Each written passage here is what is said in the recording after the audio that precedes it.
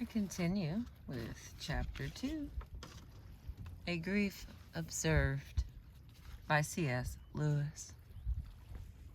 For the first time, I have looked back and read these notes. They appall me. From the way I've been talking, anyone would think that H's death mattered chiefly for its effect on my life.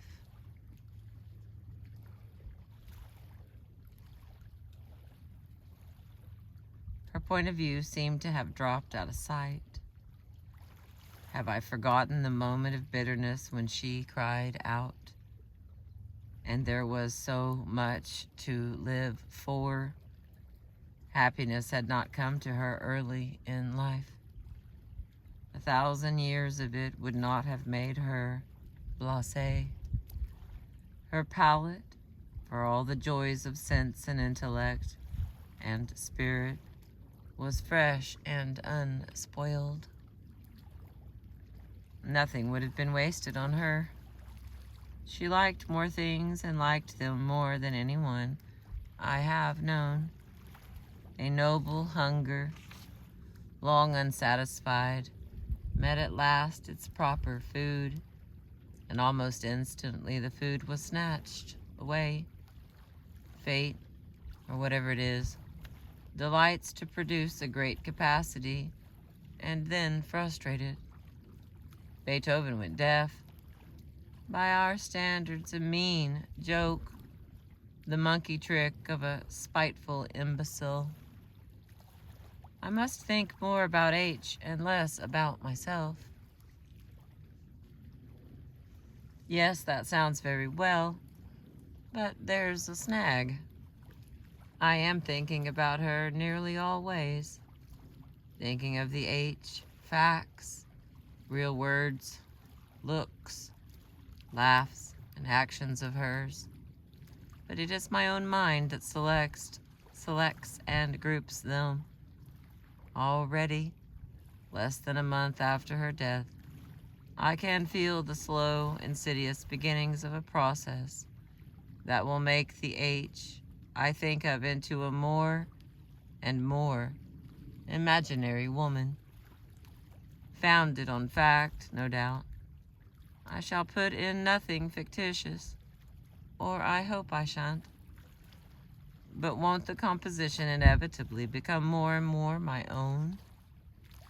The reality is no longer there to check me, to pull me up short, as the real H so often did, so unexpectedly, by being so thoroughly herself and not me.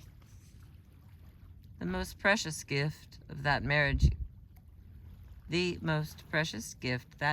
gave me was this constant impact of something very close and intimate, yes, yet all the time unmistakably other, resistant. In a word, real. Is all that work to be undone? Is what I shall still call H to sink back horribly into being not much more than one of my old bachelor pipe dreams? Oh, my dear, come back for one moment and drive that miserable phantom away. Oh, God, why did you take such trouble to force this creature out of its shell if it is now doomed to crawl back, to be soaked back into it? Today I had to meet a man I haven't seen for 10 years, and all that time I had thought I was remembering him well, how he looked and spoke, and the sort of things he said. The first 5 minutes of the real man shattered the image completely. Not that he had changed. On the contrary, I kept on thinking. Yes, of course. I'd forgotten that he thought that or disliked that or knew so-and-so or jerked his head back that way. I had known all these things once, and I recognized them the moment I met them again. But they had all faded out of my mental picture of him, and when they were all replaced by his actual presence, the total effect was quite astonishingly different from the image I had carried about him with me for those 10 years. How can I hope that this will not happen to my memory of H? That it is not happening already? Slowly, quietly, like snowflakes, like the small flakes that come when it is going to snow all night. Little flakes of me, my impressions, my selections, are settling down on the image of her. The real shape will be quite hidden in the end. 10 minutes, 10 seconds of the real H would correct all this. And yet, even if those 10 seconds were allowed me, 1 second later the little flakes would begin to fall again. The rough, sharp, cleansing tang of her otherness is gone.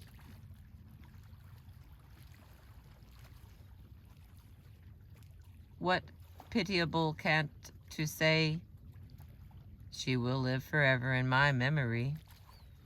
Live? That is exactly what she won't do. You might as well think, like the old Egyptians, that you can keep the dead by embalming them. Will nothing persuade us that they are gone? What's left? A corpse, a memory, and in some versions, a ghost. All mockeries or horrors. 3 more ways of spelling the word dead. It was H. I loved. As if I wanted to fall in love with my memory of her, an image in my own mind. It would be a sort of incest.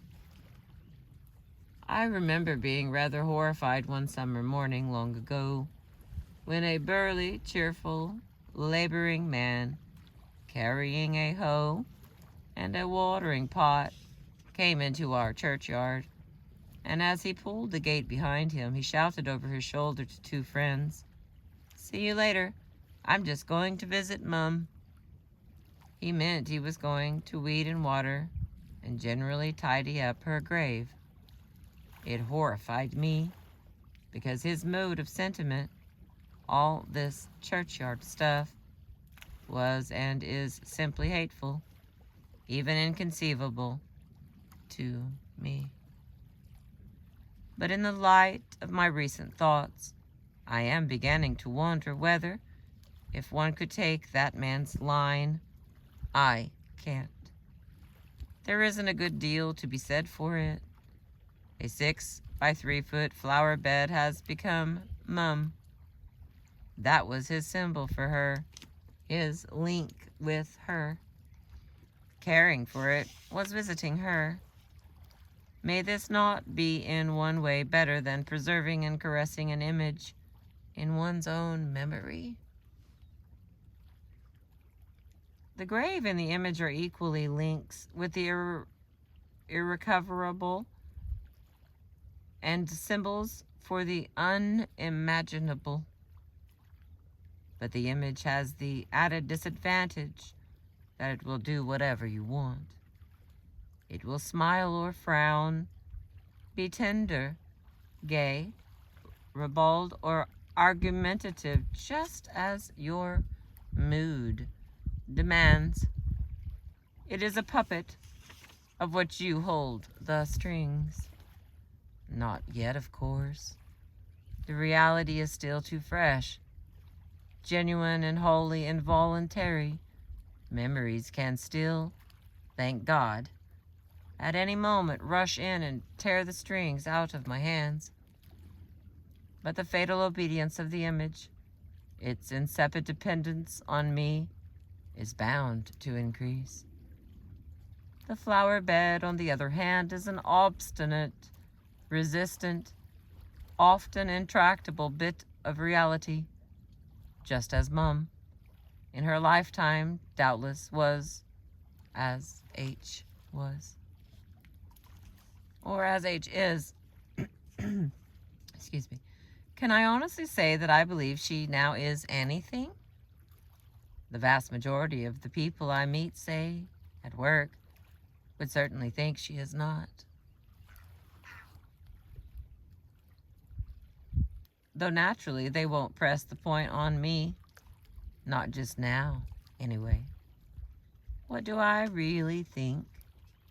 I have always been able to pray for the other dead, and still do, with some confidence. But when I try to pray for H, I halt. Bewilderment and amazement come over me. I have a ghastly sense of unreality, of speaking into a vacuum about a non-entity. The reason for the difference is only too plain. You never know how much you really believe anything until its truth or falsehood becomes a matter of life and death to you. It is easy to say you believe a rope to be strong and sound as long as you are merely using it to cord a box.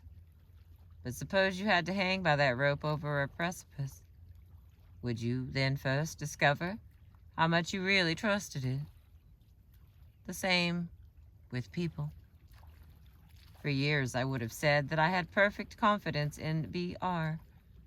Then came the moment I had to decide whether I would or would not trust him with a really important secret.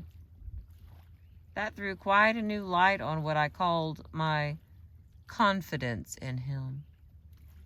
I discovered that there was no such thing. Only a real risk tests the reality of a belief. Apparently the faith, I thought it faith, which enables me to pray for the other dead has seemed strong, only because I have never really cared not desperately, whether they existed or not. Yet I thought I did. But there are other difficulties. Where is she now? That is, in what place is she at the present time?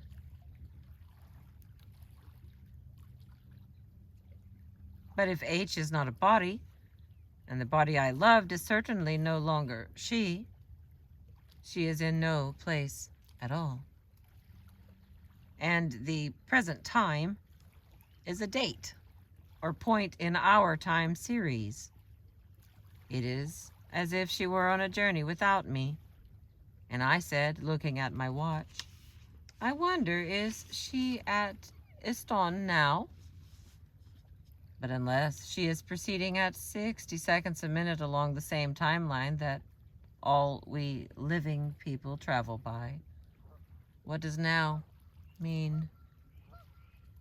If the dead are not in time, or not in our sort of time, is there any clear difference when we speak of them? Because was and is and will be. Kind people have said to me, she is with God. In one sense, that is most certain.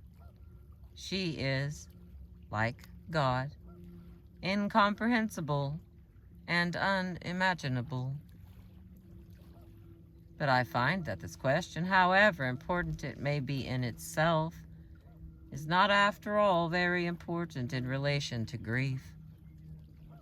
Suppose that the earthly lives she and I shared for a few years are in reality only the basis for, or prelude to, or earthly appearance of, two unimaginable, supercosmic, eternal somethings.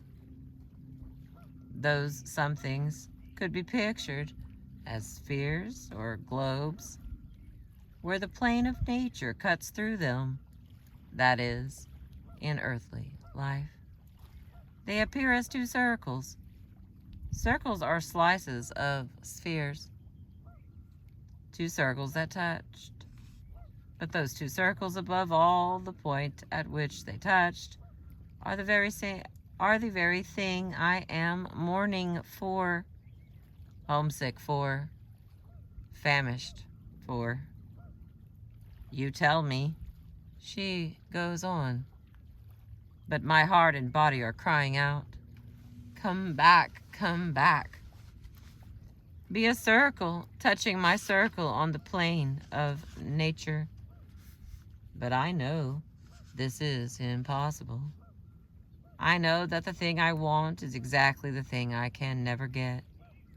The old life, the jokes, the drinks, the arguments, the love-making, the tiny, heart-breaking commonplace.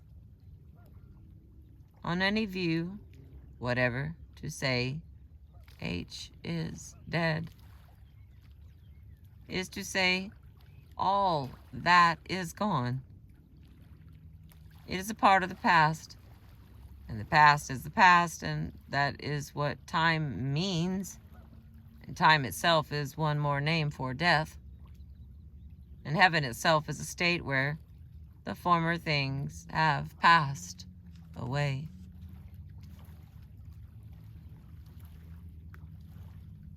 Talk to me about the truth of religion, and I'll listen gladly. Talk to me about the duty of religion, and I'll listen submissively. But don't come talking to me about the consolations of religion, or I shall suspect that you don't understand. Unless, of course, you can literally believe all that stuff about family reunions on the further shore, pictured in entirety earthly terms. But that is all unscriptural, all out of bad hymns and lithographs. There's not a word of it in the Bible, and it rings false. We know it couldn't be like that. Reality never repeats. The exact same thing is never taken away and given back. How well the spiritualists bait their hook. Things on this side are not so different after all. There are cigars in heaven, for that is what we should all like, the happy past restored. And just that is what I cry out for, with mad, midnight endearments and entreaties spoken into the empty air. And poor C quotes to me, do not mourn like those that have no hope. It astonishes me the way we are invited to apply to ourselves words so obviously addressed to our betters. What St. Paul says can comfort only those who love God better than the dead, and the dead better than themselves. If a mother is mourning, not for what she has lost, but for what her dead child has lost, it is a comfort to believe that the child has not lost the end for which it was created.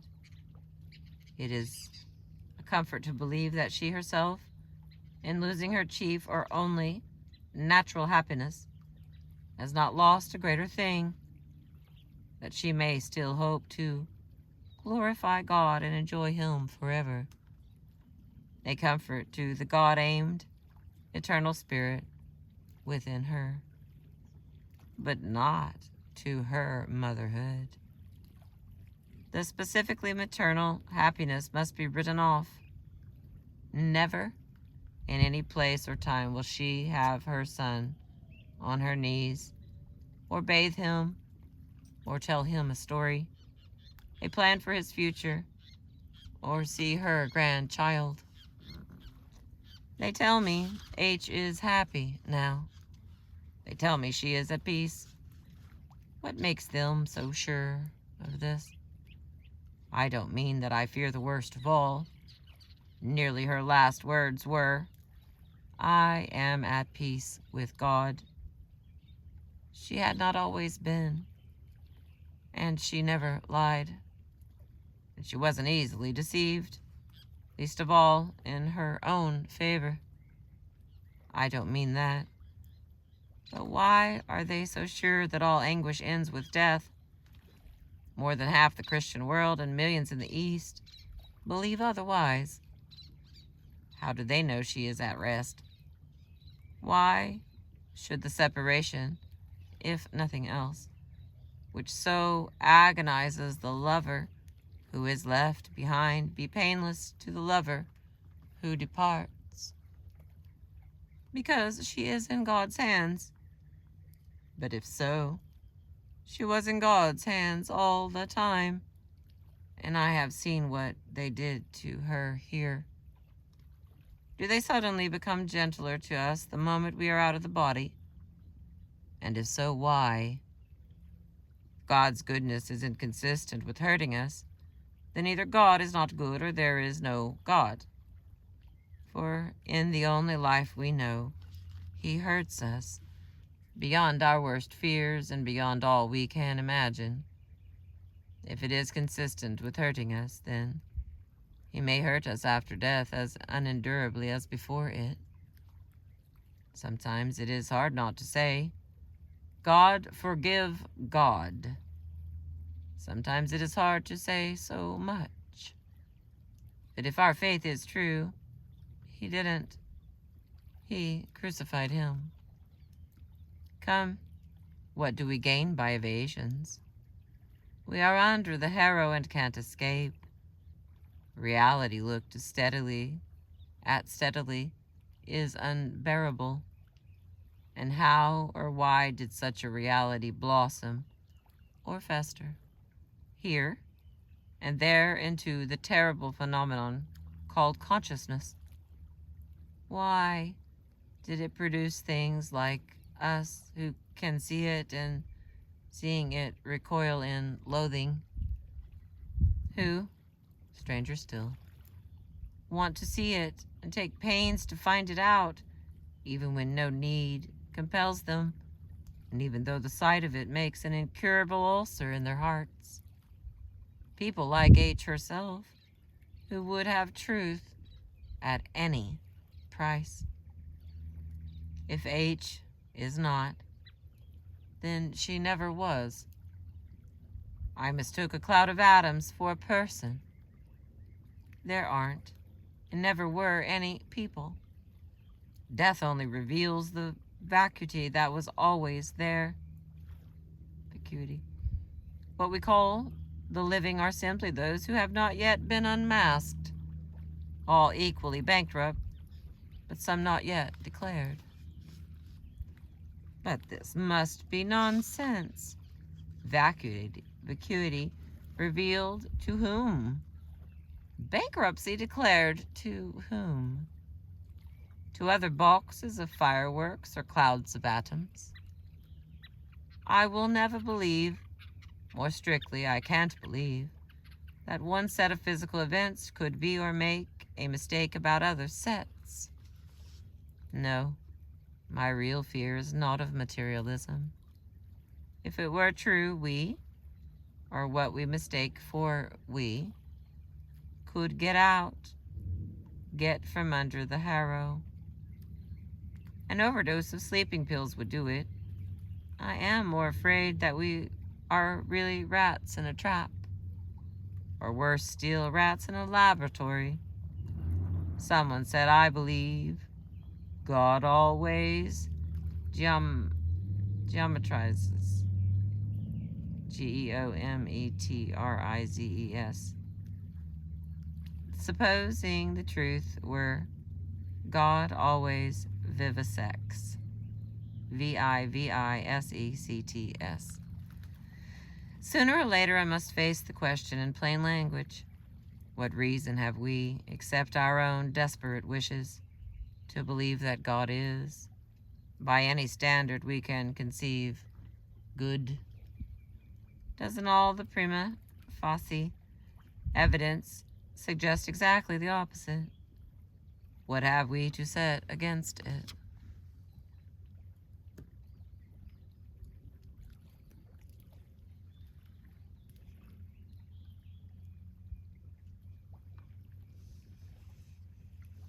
We can set Christ against it. But how if he were mistaken?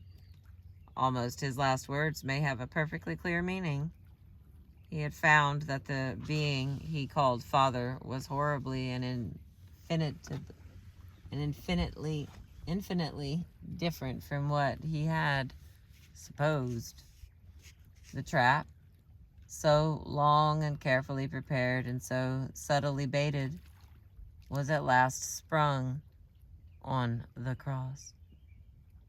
The vile, practical joke had succeeded. What chokes every prayer and every hope is the memory of all the prayers H and I offered and all the false hopes we had. Not hopes raised merely by our own wishful thinking. Hopes encouraged, even forced upon us, by false diagnoses, by X-ray photographs, by strange remissions, by one temporary recovery that might have ranked as a miracle. Step by step, we were led up the garden path. Time after time, when he seemed most gracious, he was really preparing the next torture. I wrote that last night. It was a yell rather than a thought. Let me try it over again. It is rational to believe in a bad God. Is it rational to believe in a bad God? Anyway, in a God so bad as all that? The cosmic sadist, the spiteful imbecile.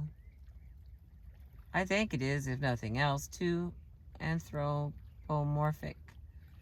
When you come to think of it, it is far more anthropomorphic than picturing him as a grave old king with a long beard. That image is a Jungian archetype.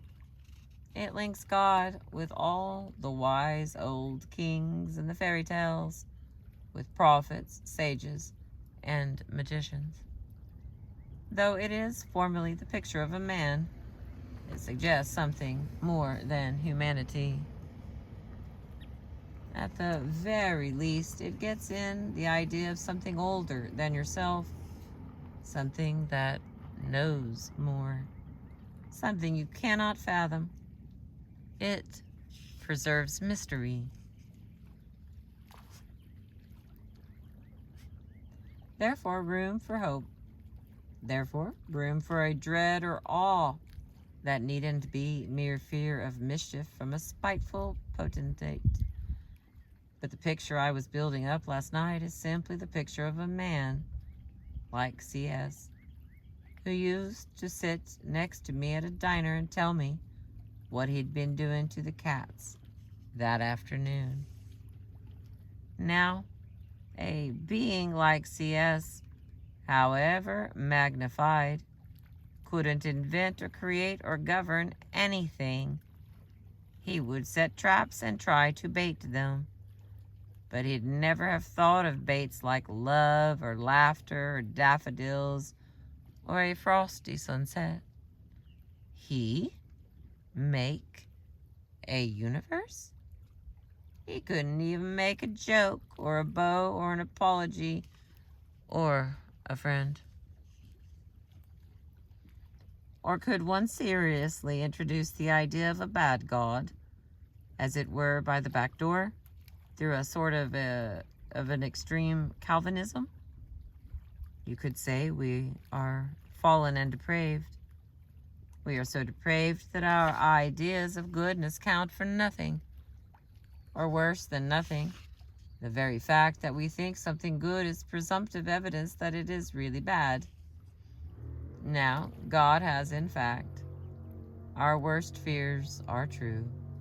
All the characteristics we regard as bad: unreasonableness, vanity, vindictiveness, injustice, cruelty. But all these blacks, as they seem to us, are really whites. It's only our depravity that makes them look black to us. And so, what? This, for all practical and speculative purposes, sponges God off the slate. the word good, applied to him, becomes meaningless, like abracadabra.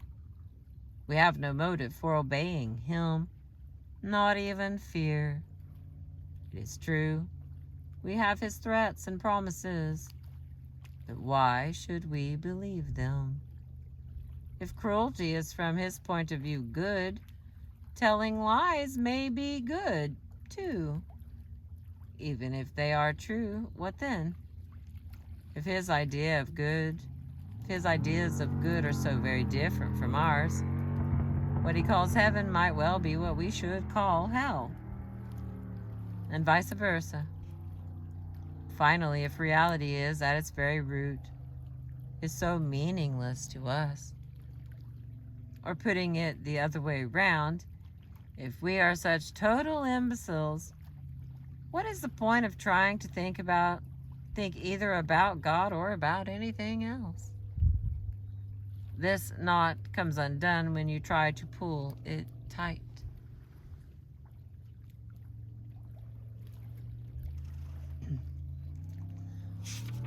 Why do I make room in my mind for such filth and nonsense? Do I hope that if feeling disguises itself as thought, I shall feel less? Aren't all these notes the senseless writings of a man who won't accept the fact that there is nothing we can do with suffering except to suffer it?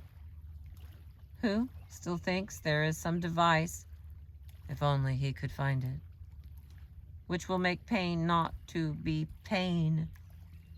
It doesn't really matter whether you grip the arms of the dentist's chair or let your hands lie in your lap. The drill drills on. And grief still feels like fear, perhaps more strictly like suspense, or like waiting, just hanging about waiting for something to happen. It gives life a permanent, provisional feeling. It doesn't seem worth starting anything. I can't settle down. I yawn, I fidget, I smoke too much. Up till this day, I always had too little time. Now there is nothing but time. Almost pure time. Empty successiveness.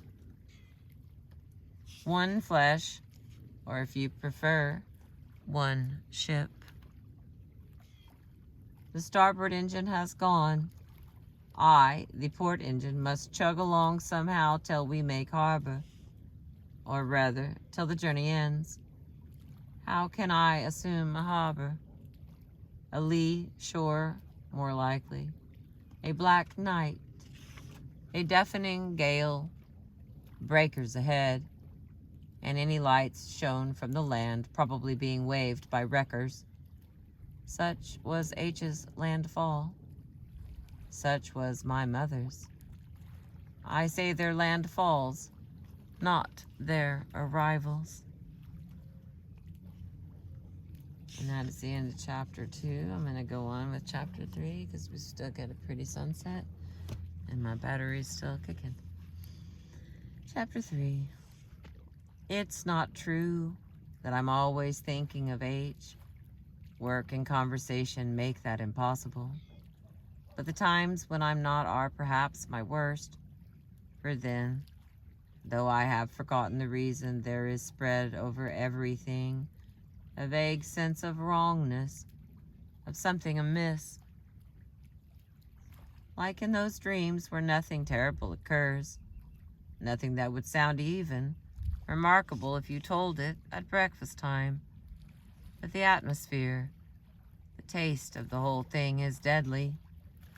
So with this, I see the rowan berries reddening, and don't know for a moment why they, of all things, should be depressing. I hear a clock strike, and some quality it always had before has gone out of the sound.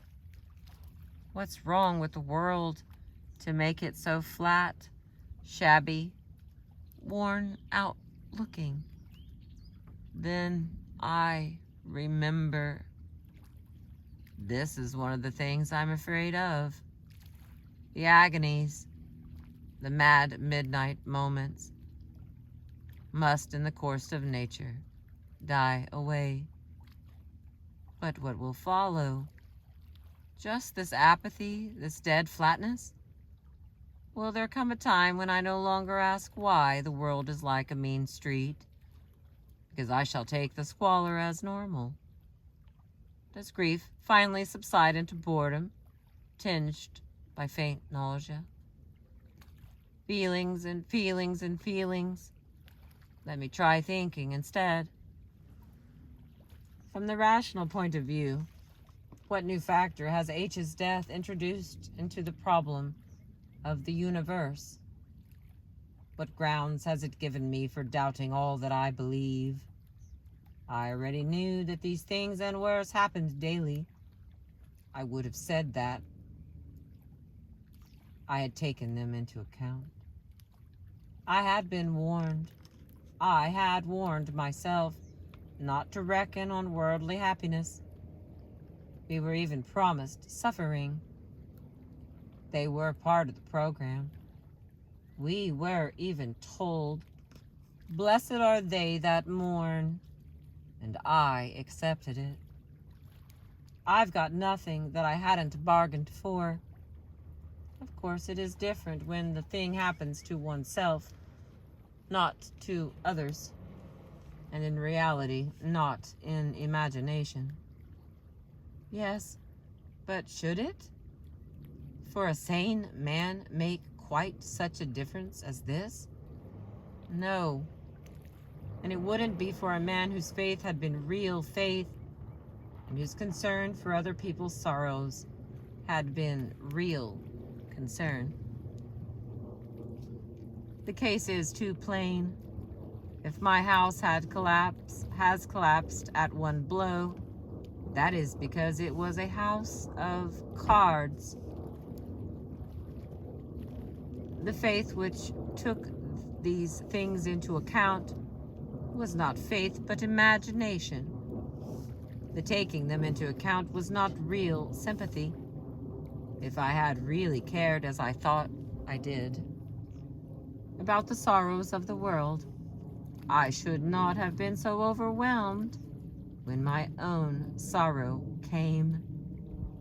It has been an imaginary faith playing with innocuous counters labeled illness, pain, death, and loneliness. I thought I trusted the rope until it mattered to me whether it would bear me. Now it matters, and I find it didn't. Excuse me.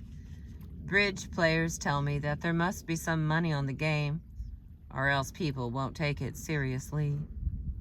Apparently, it's like that. Your bid, for God or no God, for a good God or the cosmic sadist, for eternal life or non-entity, will not be serious if nothing much is staked on it.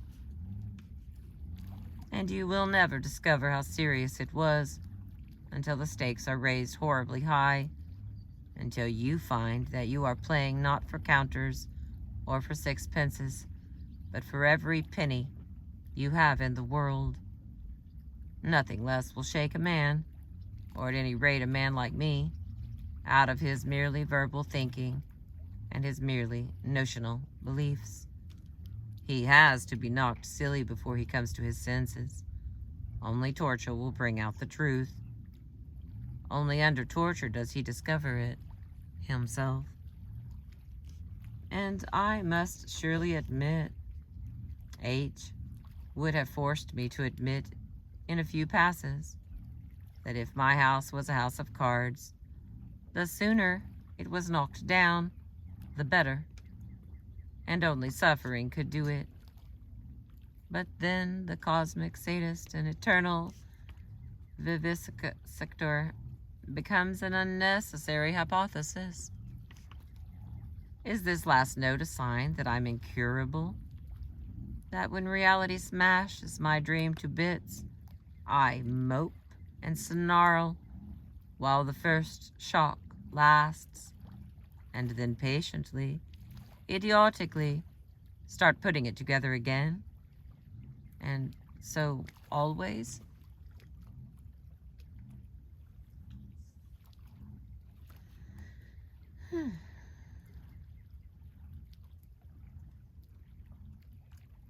Lost my place. Is this last note a sign that I'm incurable? That when reality smashes my dream to bits, I mope and snarl, while the first shock lasts, and then patiently, idiotically, start putting it together again. And so, always. However often the house of cards falls, shall I set about rebuilding it? Is that what I am doing now?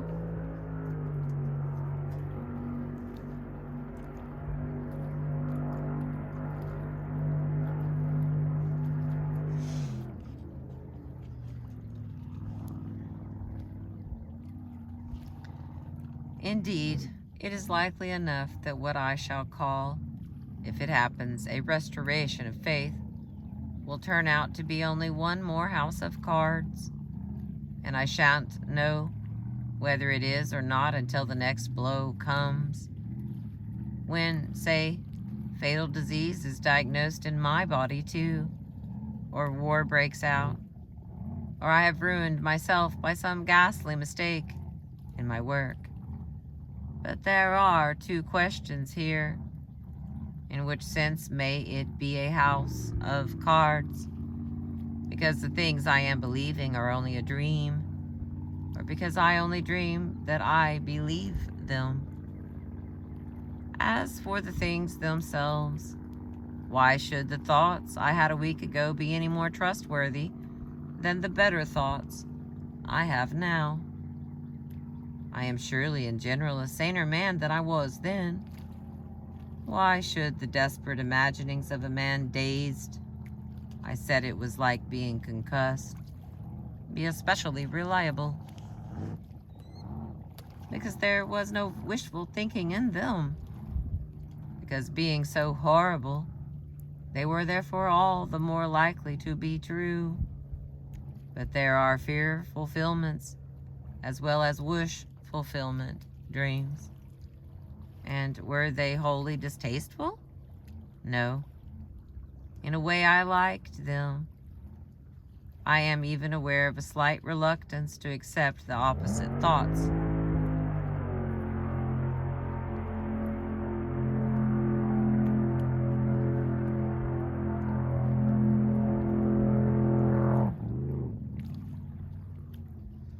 Somebody wants to be in our video.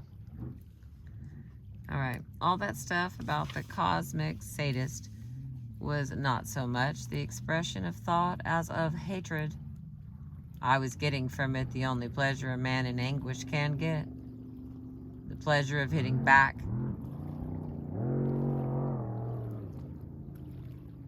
It was really just Billingsgate, mere abuse, telling God what I thought of him.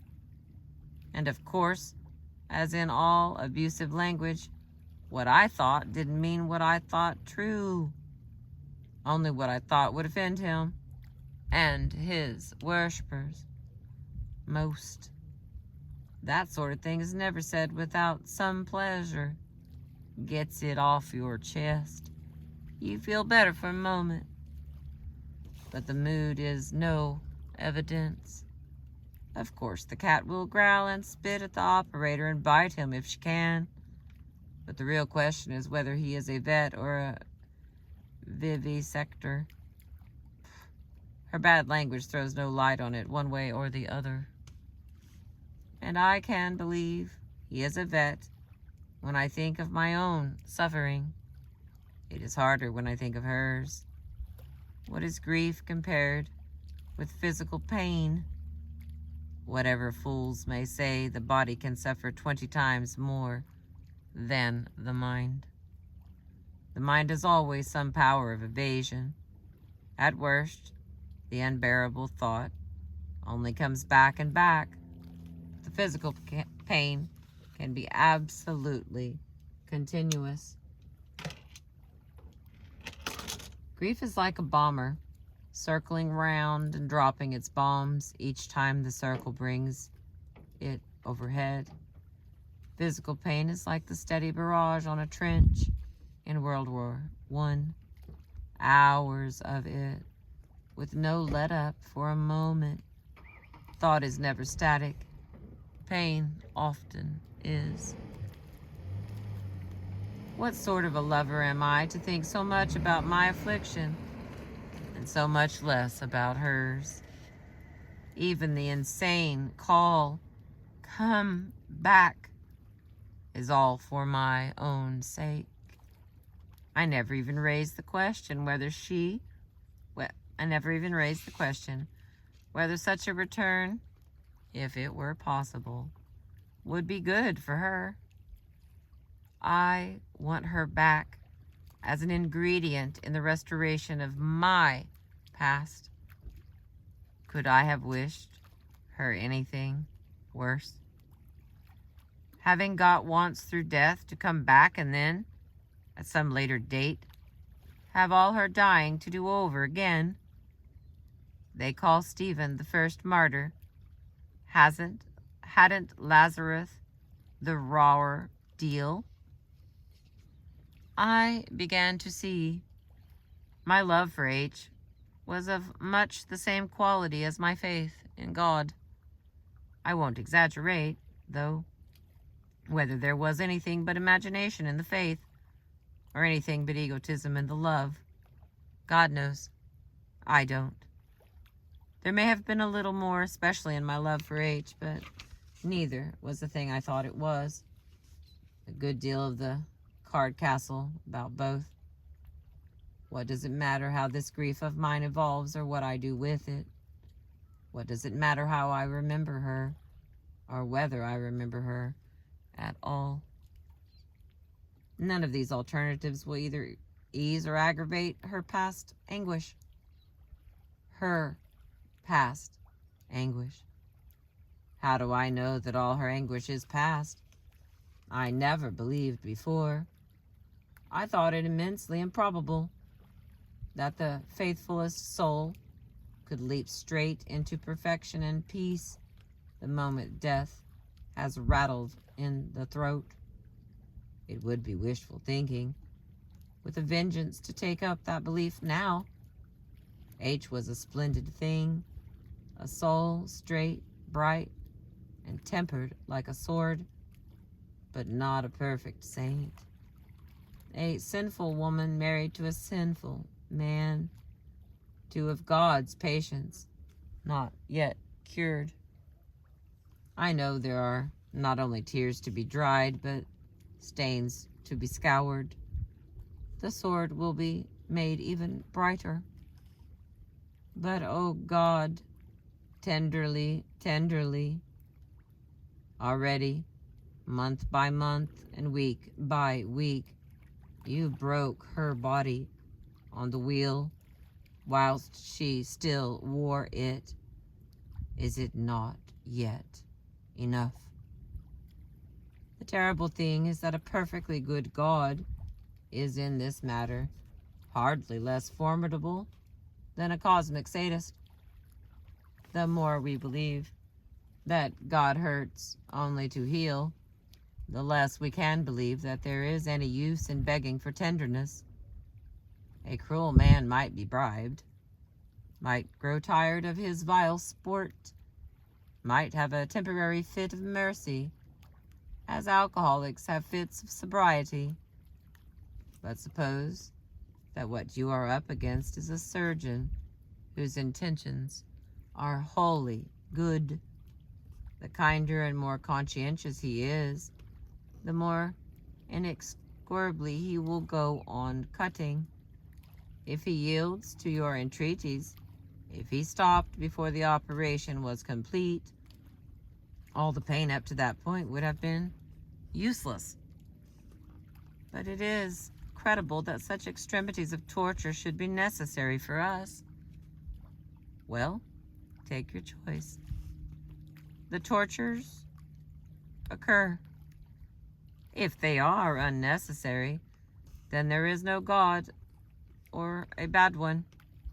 If there is a good God, then these tortures are necessary.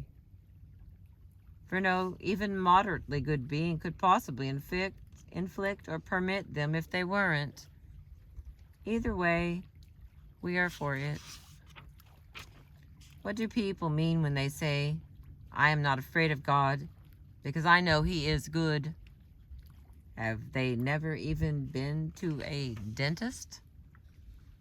Yet this is unendurable. And then one babbles, if only I could bear it, or the worst of it, or any of it, instead of her. But one can't tell how serious that bid is, for nothing is staked on it. If it suddenly became a real possibility, then, for the first time, we should discover how seriously we had meant it. But is it ever allowed? It was allowed to one, we are told, and I find I can now believe again that He has done vicariously whatever can be so done. He replies to our babble, you cannot and you dare not. I could and dared. Something quite unexpected has happened. It came this morning early. For various reasons not in themselves at all mysterious, my heart was lighter than it had been for many weeks. For one thing, I suppose I am recovering physically from a good deal of mere exhaustion. And I'd had a very tiring but very healthy 12 hours the day before, and a sounder night's sleep. And after 10 days of low, hung, gray skies and motionless warm dampness, the sun was shining, and there was a light breeze. And suddenly, at that very moment when, so far, I mourned H. least, I remembered her best. Indeed, it was something, almost, better than memory. An instantaneous, unanswerable impression. To say it was like a meeting would be going too far. Yet there was that in it which tempts one to use those words. It was as if the lifting of the sorrow removed a barrier. Why has no one told me these things?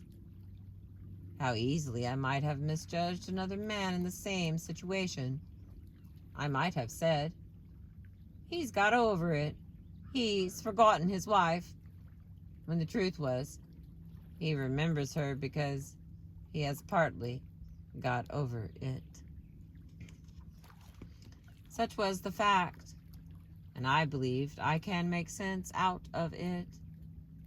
You can't see anything properly while your eyes are blurred with tears.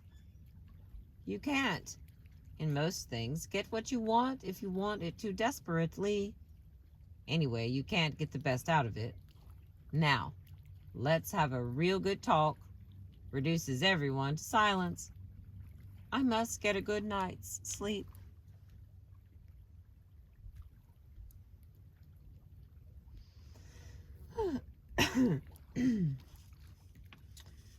Now, let's have a real good talk. Reduces everyone to silence. I must have a good night's sleep. Ushers in hours of wakefulness. Delicious drinks are wasted on a really ravenous thirst. It is similarly the very intensity of the longing that draws the iron curtain that makes us feel we are staring into a vacuum when we think about our dead. Them, as asks, at any rate, as asks too, importunately, don't get, perhaps can't. And so perhaps with God, I have gradually been coming to feel that the door is no longer shut and bolted. Was it my own frantic need that slammed it in my face? The time when there is nothing at all in your soul except a cry for help may be just the time when God can't give it. You are like the drowning man who can't be helped because he clutches and grabs. Perhaps your own reiterated cries deafening your to the voice you hope to hear. Okay. Perhaps your own reiterated cries deafen you to the voice you hoped to hear. On the other hand, knock and it shall be opened. But does knocking mean hammering and kicking the door like a maniac? And there is also, to him that hath shall be given. After all, you must have a capacity to receive, or even omnipotence can't give. Perhaps your own passion temporarily destroys the capacity. For all sorts of mistakes are possible when you are dealing with him. Long ago, before we were married, H was haunted all one morning as she went about her work with the obscure sense of God, so to speak, at her elbow, demanding her attention. And of course, not being a perfected saint, she had the feeling that it would be a question, as it usually is, of some unrepentant sin or tedious duty. At last she gave in. I know how one puts it off. And faced him. But the message was, I want to give you something. And instantly she entered into joy. I think I am beginning to understand why grief feels like suspense. It comes from the frustration of so many impulses that had become habitual. Thought after thought, feeling after feeling, action after action, H had for their object. Now their target is gone. I keep on through habit fitting an arrow to the string. Then I remember and have to lay the bow down. So many roads lead thoughts to H. I sat out on one of them, but now there's an impassable frontier post across it. So many roads once, now so many cul-de-sacs. For a good wife contains so many persons in herself. What was H not to me? She was my daughter and my mother, my pupil and my teacher, my subject and my sovereign, and always, holding all these in solution, my trusty comrade, friend, shipmate, fellow soldier, my mistress, but at the same time, all that any man, friend, and I do have good ones, has ever been to me, perhaps more. If we had never fallen in love, we should have nonetheless been always together and created a scandal. That's what I meant when I once praised her for her masculine virtues. But she soon put a stop to that by asking how I'd like to be praised for my feminine ones. It was a good riposte, dear. Yet there was something of the Amazon, something of Pantalacea and Camilla, and you, as well as I, were glad it should be there. You were glad I should recognize it. Solomon calls his bride sister. Could a woman be a complete wife unless, for a moment, in one particular mood, a man felt almost inclined to call her brother? It was too perfect to last. So I am tempted to say of our marriage, but it can be meant in two ways. It may be grimly pessimistic, as if God no sooner saw two of his creatures happy than he stopped it. None of that here. As if he were like the hostess at the sherry party, who separates two guests the moment they show signs of having got into a real conversation. But it could also mean this had reached its proper perfection. This had become what it had in it to be. Therefore, of course, it would not be prolonged, as if God said, "Good, you have mastered that exercise. I am very pleased with it, and now you are ready to go on to the next. When you have learned to do quadrac something, and enjoy doing them, you will not beset them much longer. The teacher moves you on. For we did learn and achieve something. There is hidden or flaunted a sword between the sexes, till an entire marriage reconciles them. It is arrogance in us to call frankness, fairness, and chivalry masculine when we see them in a woman. It is arrogance in them to describe a man's sensitiveness or tact or tenderness as feminine. But also, what poor, warped fragments of humanity most mere men and mere women must be to make the implications of that arrogance plausible. Marriage heals this. Jointly the two become fully human. In the image of God created he them. Thus, by a paradox, the carnival of sexuality leads us out beyond our sexes. And then one or the other dies. And we think of this as love cut short, like a dance stopped in mid-career, or a flower with its head unluckily snapped off. Something truncated, and therefore lacking its due shape. I wonder if, as I can't help suspecting, the dead also feel the pains of separation, and this may be one of their purgatorial sufferings. Then for both lovers, and for all pairs of lovers without exception, bereavement is a universal and integral part of our experience of love. It follows marriage as normally as marriage follows courtship, or as autumn follows summer. It is not a truncation of the process, but one of its phases, not the interpretation of the dance, but the next figure. We are taken out of ourselves by the loved one while she is here. Then comes the tragic figure of the dance, in which we must learn to be still taken out of ourselves through the bodily presence is withdrawn, to love the very her, and not fall back to loving our past, or our memory, or our sorrow, or our relief from sorrow, or our own love.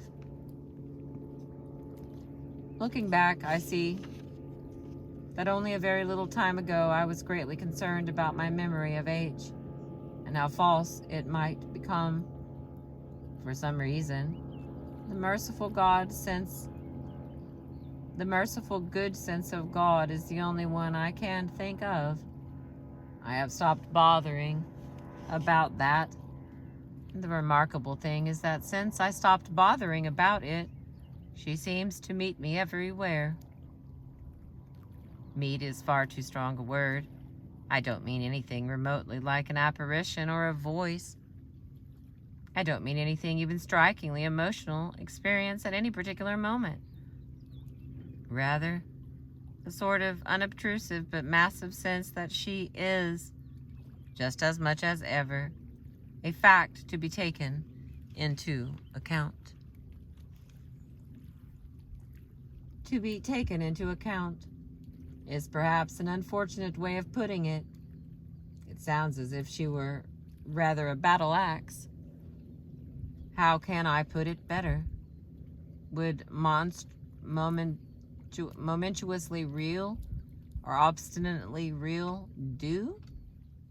It is as if the experience said to me, "You are, as it happens, extremely glad that H is still a fact, but remember, she would be equally a fact whether you liked it or not. Your preferences have not been considered." How far have I got?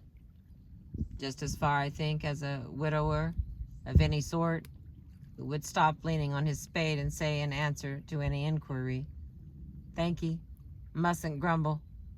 I do miss her something dreadful, but they say these things are sent to try us. We have come to the same point. He with his spade and I, who am not now much good at digging, with my own instrument. But of course one mustn't take sent to us the right way. God has not been trying an experiment on my faith or love in order to find out their quality. He knew it already. It was I who didn't. In this trial, he makes us occupy the dock, the witness box, and the bench all at once. He always knew that my temple was a house of cards. His only way of making me realize the fact was to knock it down. Getting over it so soon? But the words are ambiguous.